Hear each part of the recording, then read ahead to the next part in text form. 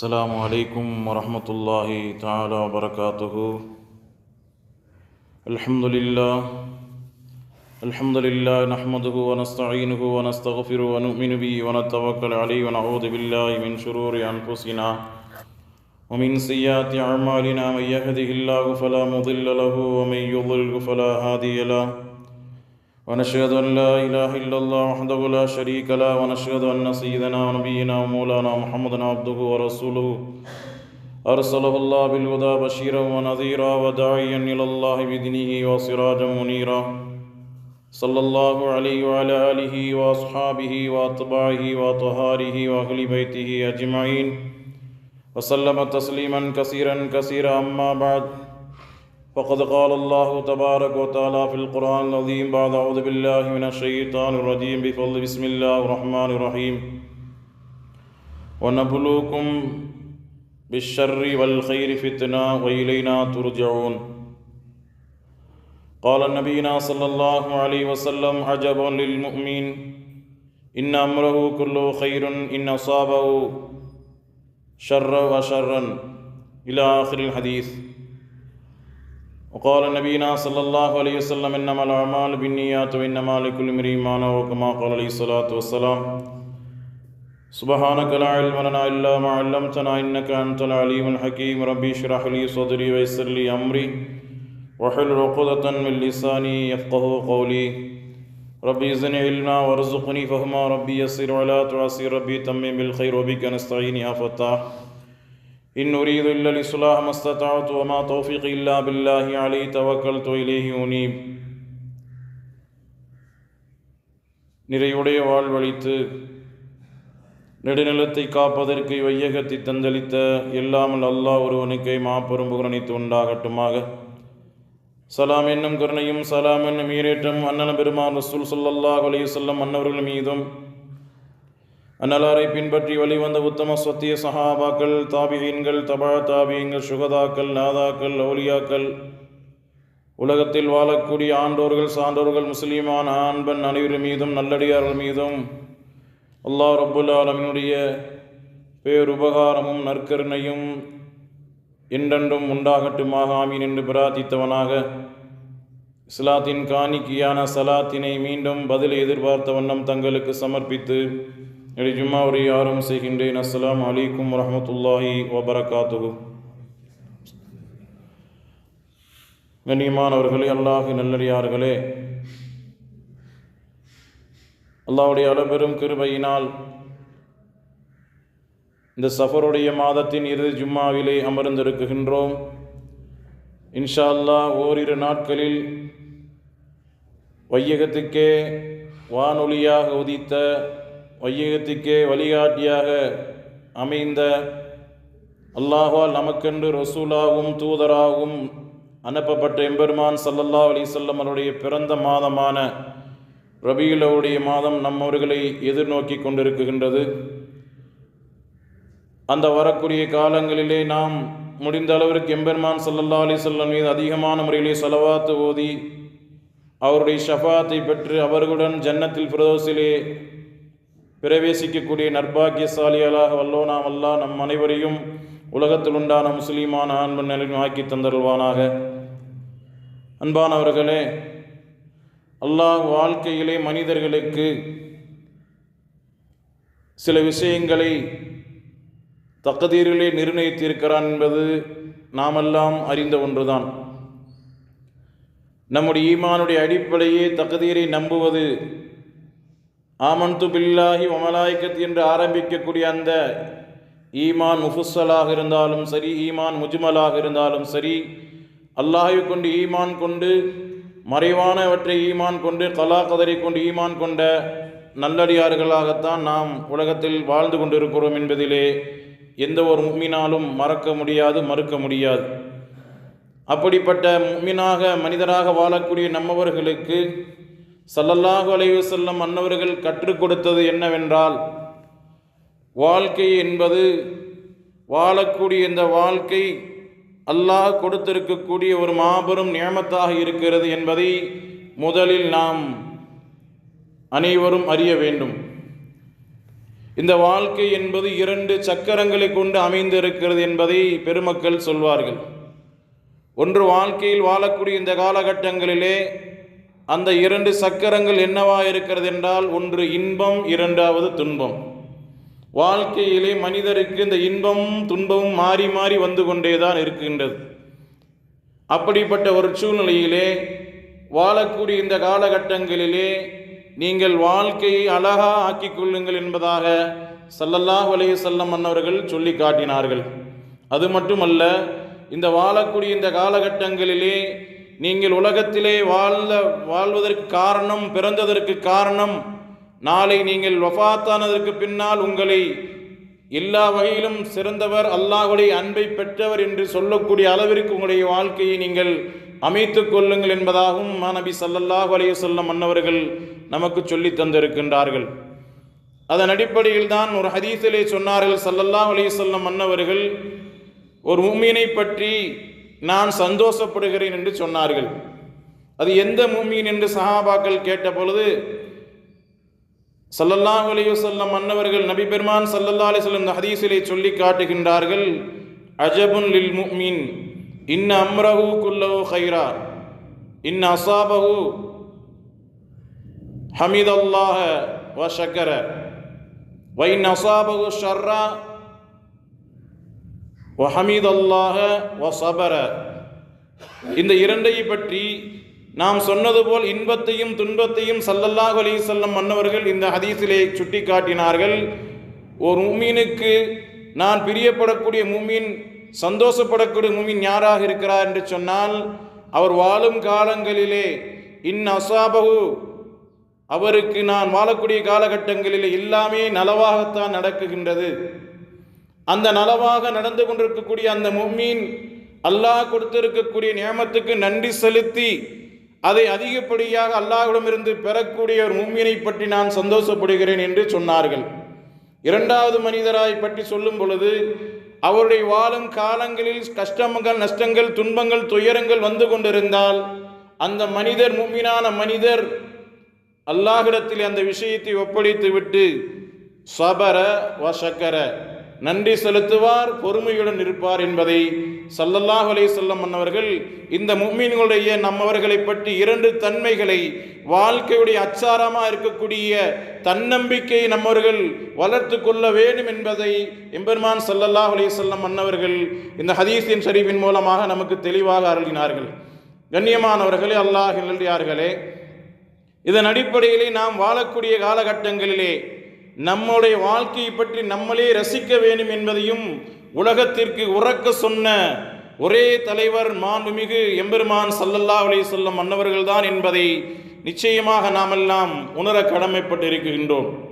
தன்னுடைய அழகை குறித்து ரசிக்க சொன்னார்கள், தன்னுடைய வாழ்க்கையை குறித்து ரசிக்க சொன்னார்கள், அல்லாஹ் கொடுத்திருக்கக்கூடிய நியமத்துக்களை பற்றி சிந்திக்க சொன்னார்கள், அதற்கு நன்றி செலுத்த சொன்னார்கள்.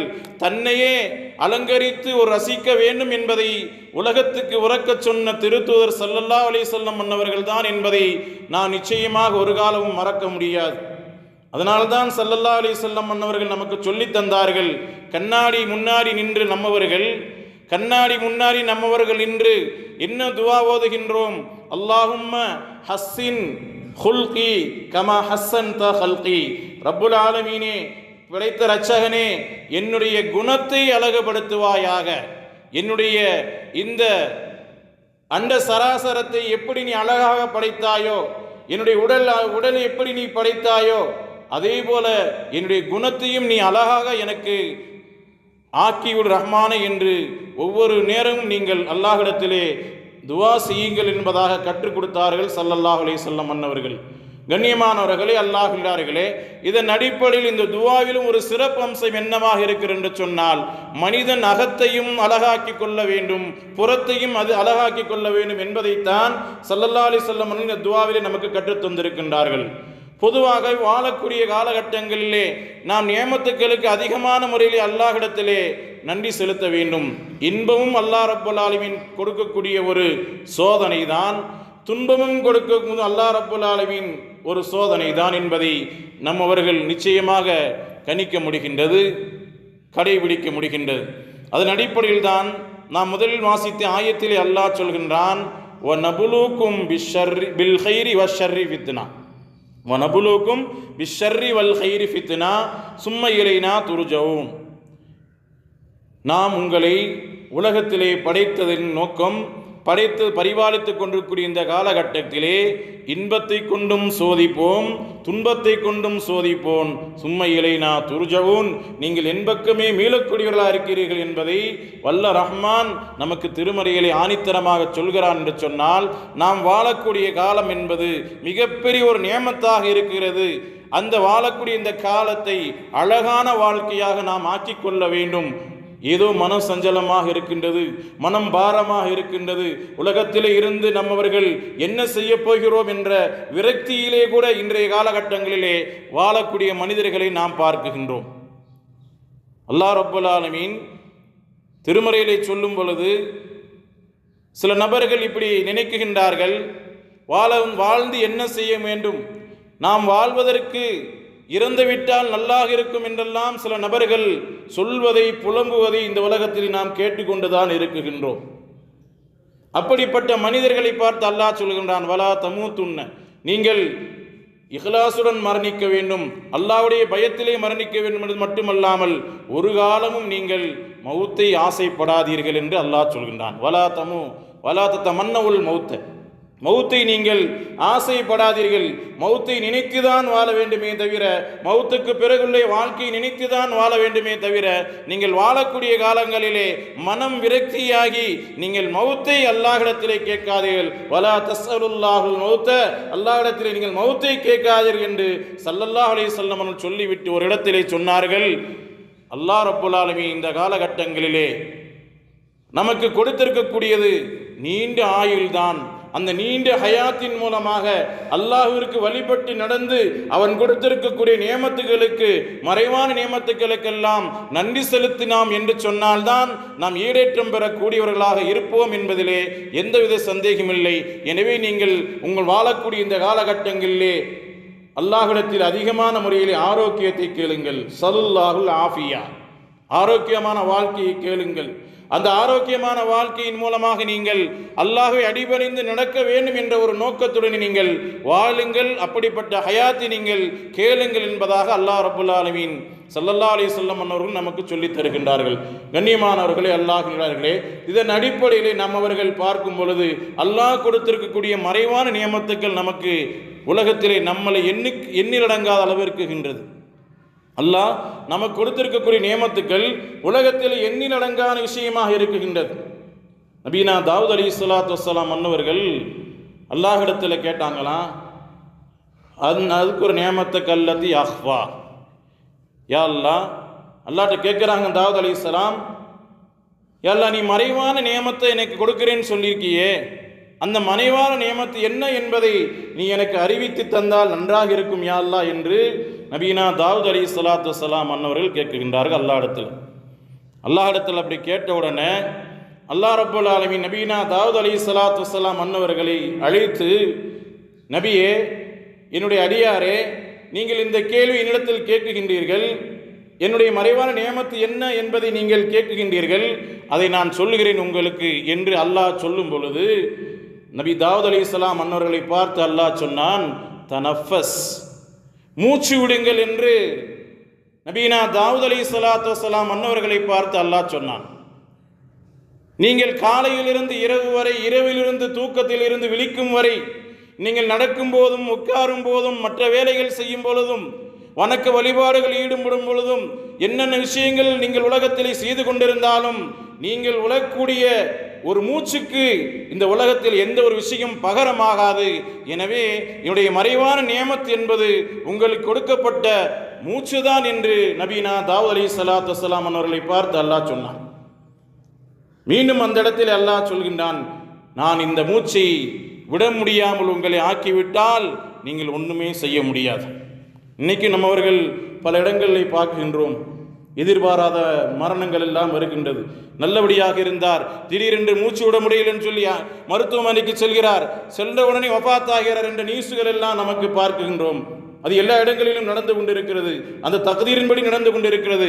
ஆனால் இந்த மூச்சு என்பது நாம் ஒவ்வொரு தடவையும் ஒவ்வொரு நேரமும் விடக்கூடிய இந்த மூச்சு என்பது உலகத்திற்கு பகரமாக ஆக முடியாத ஒரு அல்லாஹ்வுடைய மாபெரும் நியமத்தாக இருக்கிறது என்பதை நபீனா தாவூத் அலைஹிஸ்ஸலாத்து வஸ்ஸலாம் அன்னவர்களுக்கு அல்லாஹ் சொன்னான்.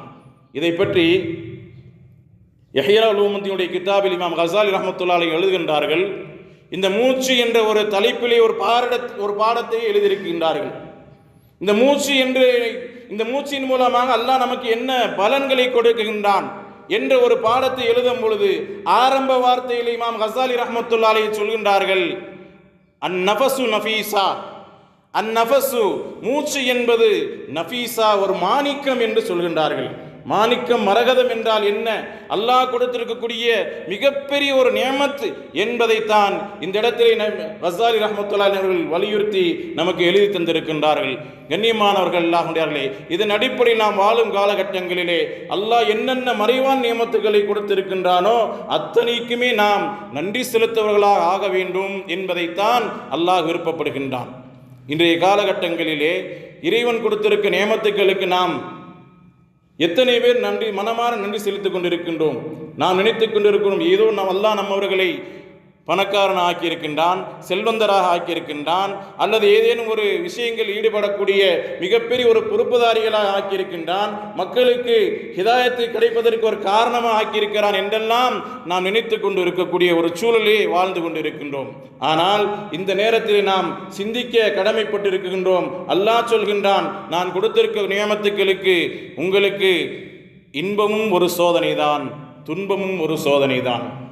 ஒரு இன்பம் அல்லாஹ் கொடுத்திருக்கின்றான். அந்த இன்பம் என்பது எப்படி இருக்கின்றது? வாழக்கூடிய காலகட்டங்களிலே அல்லாஹ் ரப்புல் ஆலமீன் பல நியமத்துகளை கொடுத்திருக்கின்றான். நாம் நினைத்த கடை கொடுத்திருக்கின்றான், நாம் நினைத்த கார் வைத்திருக்கின்றோம், நினைத்த பைக் வைத்திருக்கின்றோம், நினைத்த நியமத்துக்கள் எல்லாம் அடைந்து கொண்டிருக்கின்றோம். இந்த நியமத்துக்கள் எல்லாம் நாம் மறந்து அல்லாஹ்வுக்கு நன்றி செலுத்தாமல் இருந்தோம் என்று சொன்னால் அல்லாஹ்வுடைய சோதனை நமக்கு கிடைக்கும் என்பதை இந்த ஆயத்தின் மூலமாக அல்லாஹ் சொல்கின்றான். அதைத்தான் நபுலுக்கும் பில் ஷர்ரி வல் கைரி ஃபித்னா, நலவை கொண்டும் உங்களை சோதிப்போம், இன்பத்தை கொண்டும் உங்களை சோதிப்போம், துன்பத்தை கொண்டும் உங்களை சோதிப்போம். இன்பத்தின் போது நீங்கள் அல்லாஹ்வுக்கு நன்றி செலுத்த வேண்டும், துன்பத்தின் போது நீங்கள் மனம் உடலாமல் மனம் திடராமல் நல்லபடியாக நீங்கள் ஸ்ட்ராங்கா அல்லாஹ்விடத்தில் ஒப்படைத்து விட்டு, யா அல்லாஹ் இந்த கஷ்டங்களை நீக்கி இந்த துன்பங்களை நீக்கி என்று நீங்கள் சொல்லி அல்லாஹ்விடத்திலே முறையிட்டீர்கள் என்று சொன்னால் நீங்கள் மிகப்பெரிய ஒரு பாக்கியசாலி ஆகுவீர்கள் என்பதை எம்பெருமான் ஸல்லல்லாஹு அலைஹி வஸல்லம் அவர்கள் நமக்கு கற்றுத்தந்தார்கள். அன்பானவர்களே, அல்லாஹ்வுடையார்களே, அதன் அடிப்படையிலே சொல்லப்படுகின்றது. ஒரு வரலாற்றிலே பார்க்கின்றோம். நன்றினா என்ன என்று மூசா அலைஹிஸ்ஸலாம் அன்னவர்கள் கேட்டாங்க அல்லாஹ்விடத்தில். நன்றினா என்ன? நன்றிங்கிற வார்த்தையை அல்லாஹ் பயன்படுத்துகின்றான் பல இடங்களிலே. அந்த நன்றி என்றால் என்ன என்று மூசா அலைஹிஸ்ஸலாம் அவர்கள் கேட்கும் பொழுது அல்லாஹ் சொல்கின்றான், நான் கொடுத்திருக்கக்கூடியது எல்லாமே ரப்பே நீதான் கொடுத்த நீ நினைக்கிறீங்க பாருங்க, நினைத்து கொண்டு நீங்கள் அல்ஹம்துலில்லாஹ் என்று சொல்கிறீர்கள் அல்லவா, அதுதான் மிகப்பெரிய ஒரு நன்றிக்குரிய அடையாளம் என்பதை அல்லாஹ் ரப்புல் ஆலமீன் மூசா அலைஹிஸ்ஸலாம் அன்னவர்களுக்கும் சொன்னான். கண்ணியமானவர்கள், இப்படி சஹாபாக்களும் சரி நபிமார்களும் சரி மிகப்பெரிய ஒரு நம்முடைய மார்க்கத்திற்காக இன்னுயிர் நீத்த சஹாபா பெருமக்கள் எல்லாம் பல நேரங்களில் அல்லாஹ் கொடுத்திருக்கக்கூடிய நியமத்துக்களை பற்றி சந்தோஷப்பட்டு அவருக்கு நன்றி செலுத்தி தங்களுடைய வாழ்க்கையிலே கழிந்து கொண்டிருந்தால் என்பதை நாம் வரலாறுகளை பார்க்கின்றோம். இதன் அடிப்படையில் தான் சொல்லப்படுகின்றது.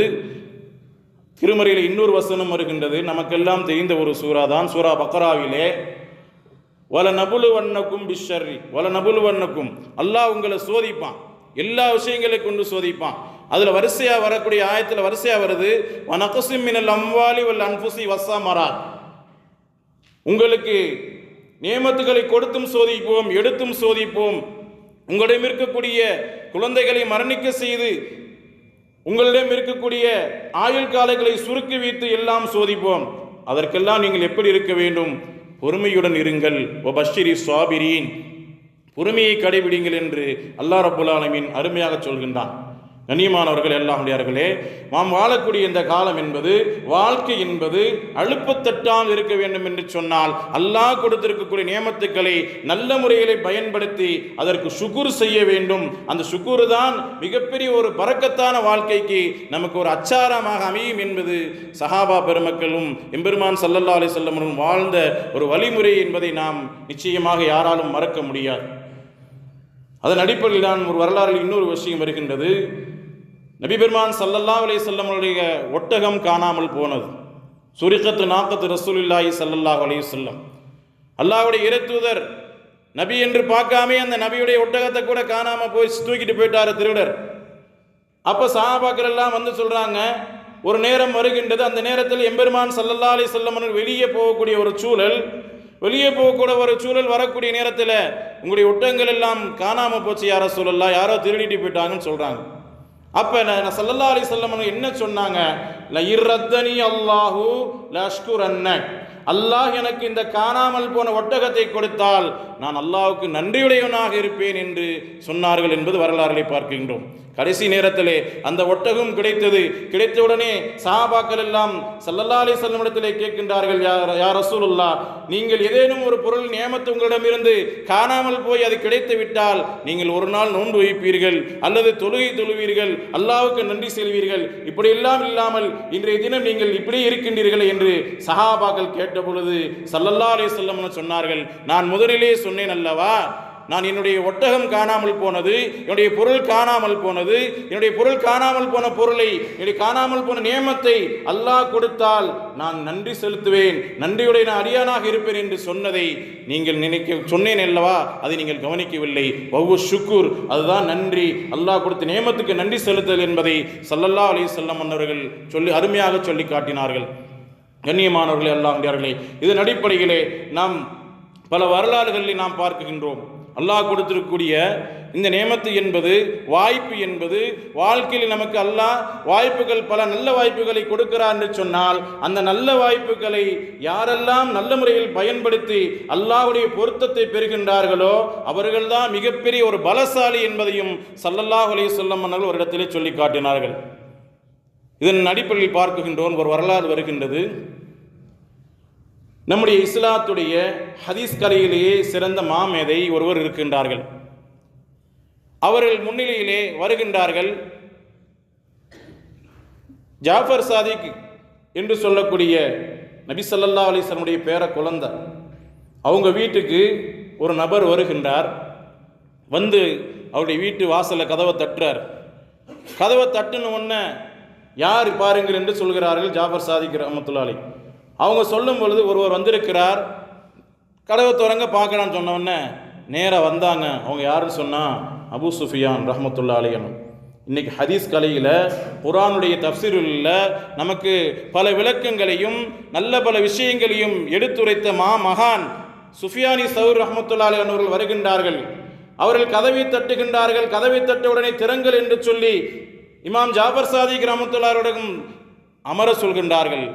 அமரும் பொழுது அவர்கள் சொல்கின்றார்கள், நீங்கள் எனக்கு ஒரு சில விஷயங்களே வாழ்க்கையில் நான் முன்னேற வேண்டும், முன்னேறுவதற்கு சில விஷயங்கள் நீங்கள் சொல்லி கொடுக்காத வரைக்கும் நான் இந்த இடத்த விட்டு நான் போக மாட்டேன்னு சொல்லி சுஃபியானி சௌர் ரஹ்மத்துல்லாஹி அலைஹி சொல்கிறாங்க. சொன்ன உடனே இமாம் ஜாஃபர் சாதிக் ரஹ்மத்துல்லாஹி அலைஹி என்ன சொல்கிறாங்க, நீங்கள் நல்ல பல விஷயங்களை கேட்பதற்காக என்னிடம் வந்திருக்கின்றீர்கள், நான் சொல்கின்றேன். அது மட்டுமல்ல, இந்த இமாம் ஜாஃபர் சாதிக் ரஹ்மத்துல்லாஹி அலைஹி அவர்களிடத்திலே நாம் போற்றக்கூடிய மாபெரும் மேதையாம் இமாம் அபூ ஹனீஃபா ரஹ்மத்துல்லாஹி அலைஹி அவர்கள் பாடம் படித்த ஒரு இடம், மண்டியிட்ட ஒரு இடம். அப்படிப்பட்ட இடத்திலே அவர்கள் வந்து கேட்கின்றார்கள். கேட்ட உடனே சொல்கின்றார்கள், நீங்கள் நிறைய விஷயம் கேட்கலாம் என்று நினைத்தாலும் கூட நான் சொல்லுவேன். அந்த சொல்லக்கூடிய ஒரு நேரத்தில் உங்களுக்கு பொறுமை இருக்காது. பொதுவாக இன்றைக்கி அதுதானே உலகத்தில், பொதுவாகவே இன்றைக்கி உலகத்தில் ஒரு நல்ல விஷயம் சொல்கிறோன்னு சொன்னால் அதை கேட்கறதுக்கு நேரம் இருக்காது. நான் அப்படி போகணும், இங்கே போகணும், அங்கே போகணும்னு சொல்லக்கூடிய ஒரு வழக்கம் தான்.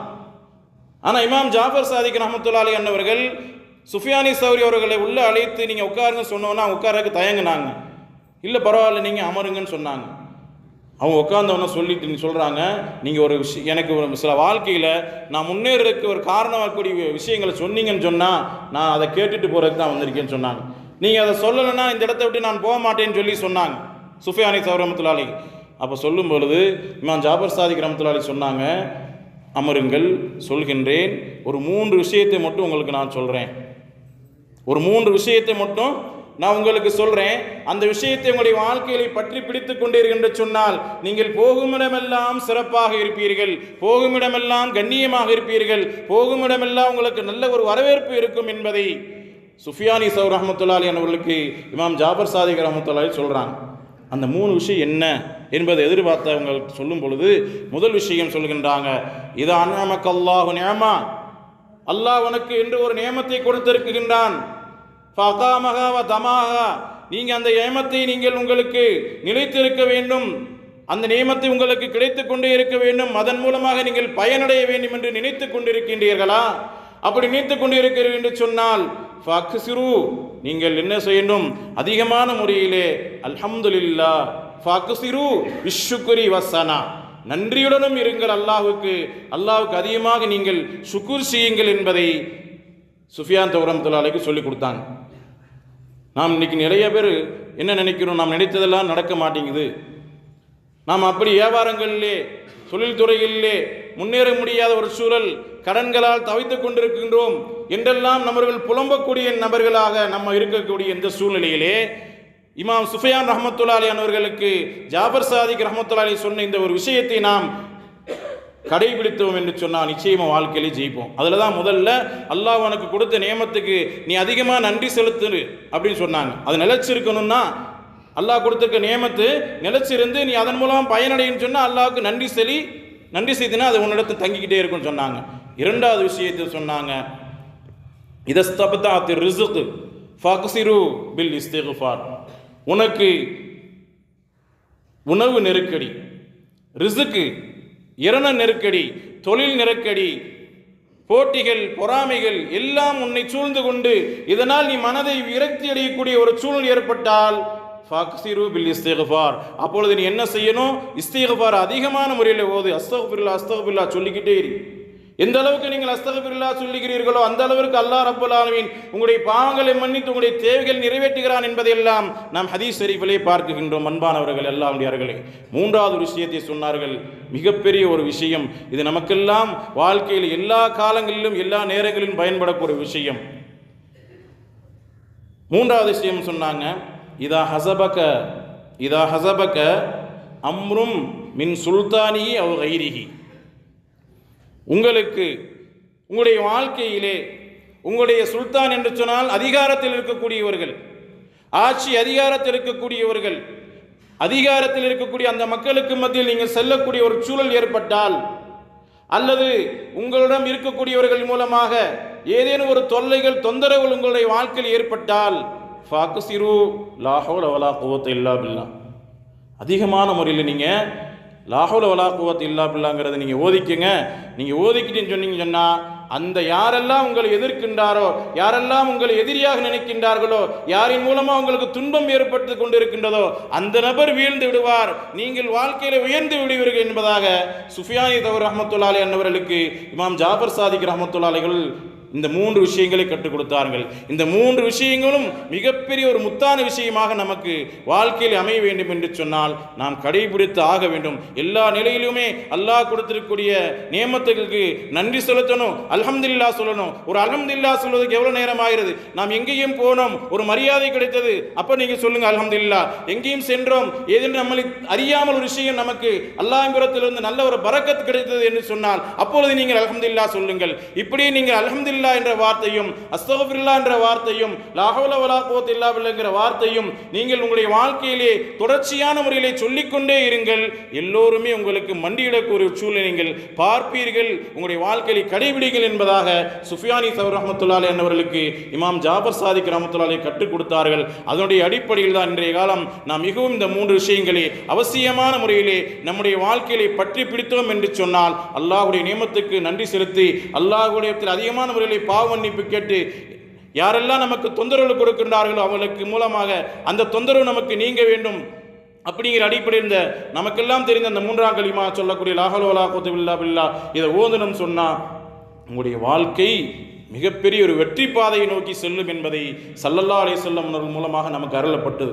எனவே கண்ணியமான அல்லாஹ்வினர்கள், நாம் இந்த 3 விஷயங்கள் நம்முடைய வாழ்க்கையை கடைபிடிப்போம். நாம் வாழக்கூடிய இந்த காலகட்டங்களிலே அல்லாஹ்வுக்கு நன்றி செலுத்துவோம், அதிகமான முறையிலே பாவ மன்னிப்பு கேட்போம், அதிகமான முறையிலே நம்மவர்கள் லா ஹவ்ல வலா குவத்த இல்லா பில்லாஹ் ஓதி இறைவனுக்கு பொருத்தமான வாழ்க்கையை வாழ்ந்து நாளை கலிமாவுடன் மரணிக்கக்கூடிய நற்பாக்க செயலாக எம்பெருமான் ஸல்லல்லாஹு அலைஹி வஸல்லம் ஷஃபாத்தை பெற்று ஈடேற்றம் என்று ஜன்னத்துல் ஃபிர்தௌஸிலே ஒன்று கூட நற்பாக்கியசாலியா வல்லோன் அல்லாஹ் நம் அனைவரும் உலகத்தில் உண்டான முஸ்லிமான் ஆக்கிருள்வானாக. ஆமீன். வாஹிரு அல்ஹம்துலில்லாஹி ரப்பில் ஆலமீன். அஸ்ஸலாமு அலைக்கும் வரஹ்மத்துல்லாஹி வபரகாத்துஹு.